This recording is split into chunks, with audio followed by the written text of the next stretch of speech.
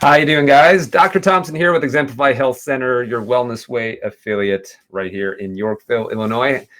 Hope you guys are having a good Saturday. I had an interesting Saturday. This is the second time that I'm doing this live stream. Don't you love it when technology doesn't work? So we're going to be doing take two. So I hope you guys are having a good Saturday. I hope you guys are going to be enjoying your weekend. And as promised, we always like to do give you a lot of great content, a lot of information when it comes to your health to help you overcome some of the biggest issues that are affecting people today. And today, you know, going over fat loss in your liver today is no different because there are a lot of people who have lost the ability to be able to burn fat as an energy source. And a lot of times we don't know where to look, we don't know what to do. And I'm going to give you some insight as far as, is this a problem that you're actually having, number one? And then number two, some of the symptoms that you're going to be having when you're having some issues when it comes to actual fat loss or the inability to be able to do it, but also some lab markers to look for when it comes to you having some issues with that. Now, who is this talk for? This talk is for people who, I don't know, maybe you've done the whole calories in, calories out and the calories restriction type of thing, and it's not working. And that happens to a lot of people. Now, I'm going to tell you this. We help people in our office lose a lot of weight. We do. However, it is not what our really intention is. It's a side effect of doing the right things. It's a side effect of having the right choices. And so weight loss just happens to be just a result of doing the right things. Because remember this, we are designed to be able to burn fat as an energy source. But if we can't, there's a very specific reason why. It has something to do with our lifestyle. But hopefully it is something that you can actually work on improving and reducing and starting to reverse. However, not everyone will actually be able to do that. So let's talk about fat loss and let's talk about your liver, guys. And I'm going to tell you something. Liver is one of the most neglected organs. So, and when you think about it, you think of our ability to be able to, you know, like we have an injury to our spine and nerve system. We get adjusted. We go to a chiropractor. You know, we can work on our gut health. We can work on a lot of different things, but you ask, you know, like a nutritionist, do you ask a functional medicine doctor, do you ask like, well, what do you do specifically when it comes to your liver? And a lot of times you're not going to be getting any kind of answers. So hopefully, guys, we're going to give you some answers today on what you should be looking for and what you can actually start doing. And we're going to be talking a lot about this coming up on Saturday, May 22nd, 10 o'clock at Exemplify Health Center. It's an in-person event. We're going to talk about some of the biggest roadblocks when it comes to weight loss, because this right here, when it comes to fat loss, is not the only thing. So let's talk about, could you be having some issues or some problems when it comes to your liver? Now, this is not like an exhaustive list, but this is a list that I think a lot of people actually are suffering from. So let's talk about this. First of all, here's some symptoms that your liver could be having a really bad day. And it comes down to this. How many of you have actually lost like 5 pounds? Like, so you start going on a quote unquote no sugar diet, or you start to do calories in, calories out. You start watching your calories and you actually lose 5 pounds, and then it just slows down to a grinding halt. There's a reason why that happens. And in fact, I always tell people the reason why I lost 5 pounds is because you probably lost 5 pounds of water, because you then started to go in to try to burn your stored sugar known as glycogen.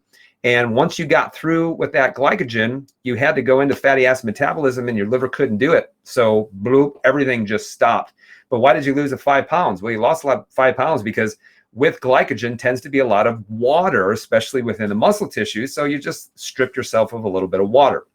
Number two, you have some estrogen metabolism issues, all right? So how do you know if you have some estrogen metabolism issues? Well, one of the things, especially if you are of the age that you are cycling, you start to have things that are involving your uterus, your ovaries. So endometriosis, for example. That means that, remember, the liver is metabolizing or removing those hormones from circulation, because if you never remove those hormones from circulation, those hormones are going to stay within the body. So they always have to be getting metabolized, and it goes through the liver. Number three, you no longer have a gallbladder. So you are going to have a problem with fatty acid metabolism not because you necessarily lost your gallbladder, but because the liver actually was bad that caused you to lose your gallbladder. Remember, the gallbladder is really just a storage tank for the bile. And so if you're developing stones that would then require the doctor to actually have to remove them, then really what it was is a problem in the liver. But some of the things that you can actually see on your blood work is if you have high triglycerides, and by high triglycerides, I'm saying your triglycerides should be on average like within the 60s and the 70s. But I see people who have high triglycerides in the over 100, 150. I've seen it 250 before. And that isn't going to be that you're having some issues when it comes to fatty acid metabolism related to your liver. Another one is going to be high ferritin. So how many times is the doctor's actually measuring your ferritin or your iron storage? When that goes high, that means that there is a problem in the liver. I'm going to give you an example here in just a second. And then if you have high inflammatory markers, so things like high homocysteine, things like high C-reactive protein, a lot of things that doctors aren't measuring for, but also you have some elevation when it comes to some of your liver enzymes. So I'm going to give you a perfect example of a person who came to me and said, Dr. Nate, I have been exercising for a year. I have been trying to fast and eating one meal per day. So I'm not eating very many calories. And I have been able to lose about 4 pounds. And I get it. I get how you could work so hard and not see the fruits of your labor. It doesn't make it very fun, does it? That if we are going to commit ourselves to better health, better lifestyle, man, we really do want to see results. And if you're not seeing the results, just remember, we're doing something. You're doing something not in the right order, or you're neglecting something that needs to be addressed. But the biggest thing is that the definition of insanity is doing the same thing over and over and over again and somehow expecting a different result. So I want you to know something is that I think rule number one is that if you've been doing something for 3, 4, 5, 6 months and the needle is not moving, then maybe you need a different approach, or you actually need to look into getting some testing especially. So we ran some testing on this gentleman. And number one, when you look at this, you can see from here is that he had thyroid antibodies that were out of control. So we knew, all right, there is something that's really happening, probably in the gastrointestinal system, high inflammation markers, inflammatory markers as well. So that wasn't going to help him. But then number two, when you look at this, you can see that his ferritin levels were through the roof. This is a clear sign that there is some issues with the liver, and that issue is known as fatty liver, non-alcoholic fatty liver disease. But you could also see that his vitamin D levels were absolutely tanked. And guys, if you guys understand vitamin D doesn't do just one thing in the body. It's involved with over 1,500 genetic functions inside of your body, which, yes, it's actually involved in the regulation of fat metabolism called adiponectin. It's related to immune function, as far as like suppressor T cells, especially when it comes to autoimmunity. So you can see why his immune system was just absolutely going haywire, because his vitamin D levels were so low. So vitamin D does so many different things.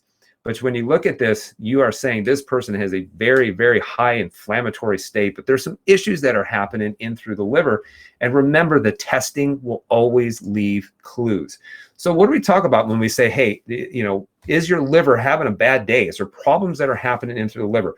Well, one of the things that I'm actually going to talk about is, like, when it comes to your liver, why would the liver not be working the way that it is supposed to, or the way that it was actually designed? This is why when we do inflammation talks, we talk about inflammation happening like anywhere. So I want you to think about it, is that how the body heals and repairs is actually through an inflammatory process. And that's really good when it's acute.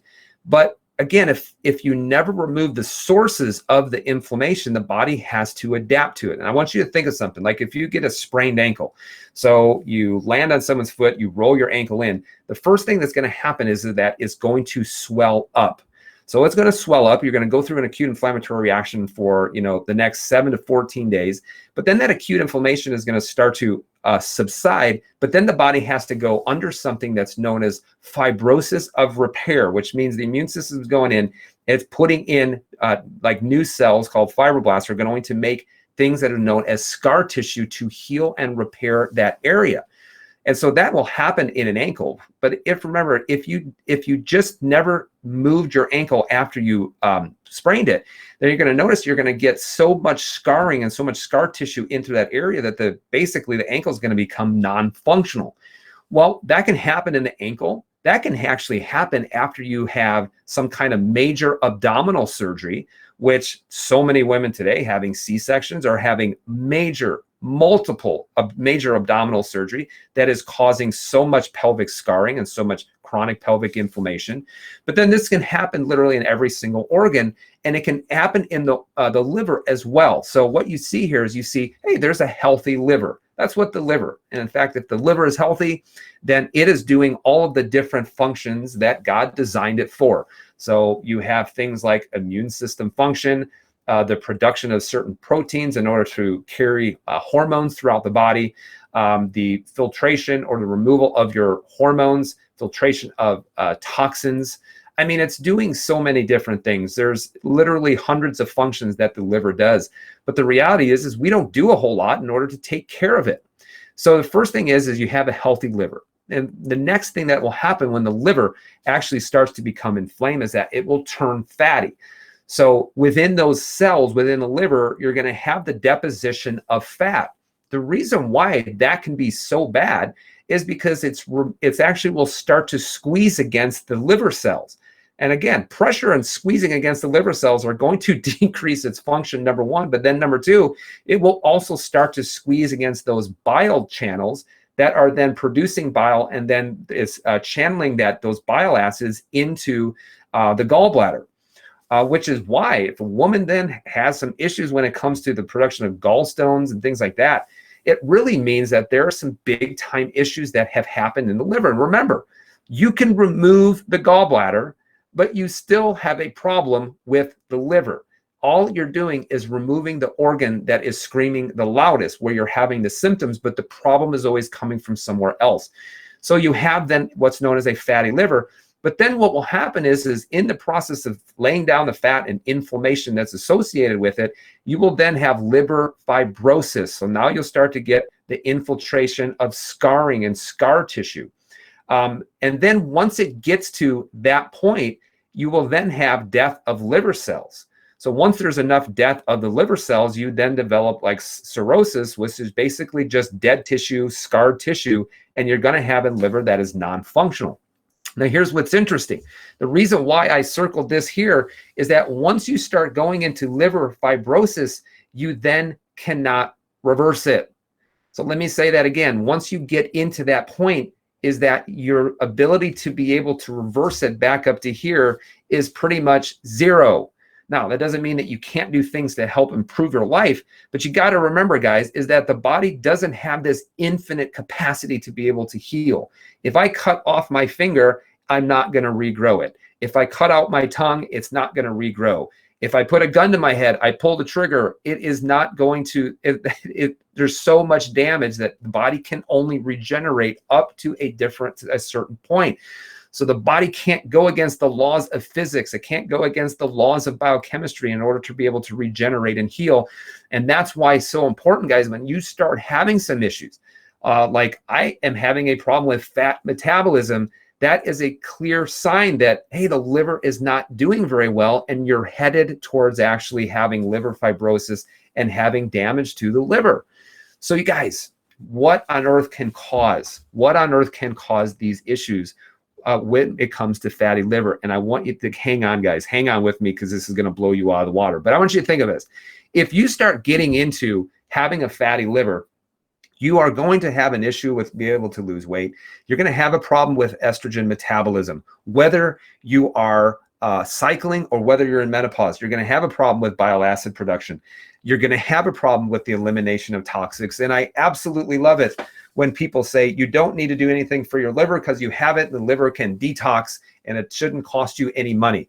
Well, think of this. If you had a healthy liver, then yes, you should not need to have to detox or do anything like that. But if you have fatty liver and you're having problems with liver fibrosis and things like that, your liver can't do its job. You're going to have to do some things in order to help improve liver function, lower inflammation, and help with enzyme function inside of the liver. So you can see that the liver is doing a really important job with so many different functions inside the body. So watch. What do you think, guys, is the number one cause of fatty liver? What do you guys think is the number one cause of fatty liver? And you know what it is? It is called fructose. It's fructose. The number one cause of fatty liver is the overconsumption of fructose. So are we getting a fatty liver because we are over consuming grapes, apples, pears, bananas, strawberries, blueberries? It's not happening because of that. The reason of number one cause of fatty liver, which, guys, is now really affecting about 40% of the United States, is actually high fructose corn syrup. And I'm going to tell you something. If you grew up in the 70s, if you grew up in the 80s, and if you grew up in the 90s, you were a child of overconsumption of high fructose corn syrup. And the reason why is because it's in almost all packaged food as a sweetener. It's in soft drinks. It was in everything. And actually, the food manufacturers knew that, oh my goodness, we are really causing some absolute chaos in people's bodies. And people started to know that high fructose corn syrup was actually bad. So then they said, well, you know what? We're going to say made with natural sugar. Now, that will create its own problems, like sucrose, obviously, and having issues with weight gain, insulin resistance, and things like that. So you can't just say, well, I don't consume high fructose corn syrup and I'm going to replace it with sugar. But the thing is we started consuming high amounts of high fructose corn syrup that were rapidly absorbed in the intestines, taken to the liver. And the reason why it causes so much liver inflammation and fatty liver is because your body cannot take fructose and use it as an immediate energy source. You don't have the enzymes to be able to do that. So one thing the body has to do is do a workaround and actually take that fructose and then store it as fat, where it then can be broken down to be used as energy later. So guys, really with fructose, it is going straight towards the deposition of fat to be used as energy later. And you see how many problems you run into is if you keep consuming fructose, that it just keeps getting stored as fat. And what happens if you have poor liver function? You can't take that fatty acid and convert it into energy and water. See, guys, that's the secret, is when you have very healthy liver function, you can then take fat and be able to use it as an energy source. But if you can't, and you have poor liver function, then you can't use it as an energy source. So what happens when you go on your quote unquote diet? Well, you start going into calorie restriction. You will go through all of your glycogen, which is your stored sugar. You have probably if you fasted, about 1 day of actually being able to draw out the sugar. You're going to notice, oh my gosh, I'm losing some weight here. Well, you're losing some water weight. You're starting to pull from your sugar stores. But when you run out of that, you now have to go into fatty acid metabolism. And if you can't convert it, boom, energy goes way down. The body has a decision. Well, what can I do here? Well, I can do two things. I can start pulling it from muscle. I can break down my muscle, use the protein as an energy store. So I can make glucose from protein. But it says, you know what? I really don't want to start digesting my own muscle. Maybe what I can do too, especially this is true for people who are doing it a long time, maybe what I can do is I can just start to downregulate my thyroid gland and make it really slow and sluggish. And I can go instead into what's known as energy conservation. Holy cow. Guys, give me a share if you just said, wow, that I had never known that before. So high fructose corn syrup. Yes, it is one of the culprits, but it's a big culprit when it comes to fatty liver. Now, guys, this is one of the reasons why for people, especially when we start seeing this is why I will tell them at certain points during their care that I want you to avoid all fructose, not only high fructose corn syrup, but all fructose, including fruit. And I know when some people, they hear that, they take it completely out of context, they lose their mind, and they're saying, Dr. Nate says, don't eat fruit. But remember, you don't need any more fructose in order to burden the liver. So that means, yes, for time being, no fruit. Does it mean forever? Probably not. But I will tell you this, you can live your whole life without eating fruit. Actually, guys, if you look at fruit, fruit was actually supposed to be a delicacy. It was supposed to be the dessert. It was supposed to be something sweet. It wasn't supposed to be a staple of our diet or staple of our nutrition. But guys, we've substituted fruit for high fructose corn syrup that has been in everything. And we have been over consuming it for years and years and years and years and causing devastation to our liver, which, guys, remember, it not only will interfere with fat metabolism, it will interfere with hormone function, gallbladder function. It will interfere with all these methylation reactions taking place, which is the most common enzyme reaction taking place inside of your body. So you see how it interferes with so many different things. So should you avoid sugar? I don't know. I don't know what your labs say. But guys, high fructose corn syrup is the #1 reason. So is that all? Is that the only thing that's interfering or causing issues when it comes with fat metabolism? No, it's not the only thing, but it's a major thing. So guys, you also have to look at things like stress. You have to look at things like sleep. You have to look at how often you eat, which can play a big role as well. And oftentimes how you are exercising. So I run into a lot of women who are doing steady state exercise. They're doing their 3-4 miles, either walking or jogging. Nothing is moving. In fact, they're actually gaining weight as a result. Some of it can actually be related to stress.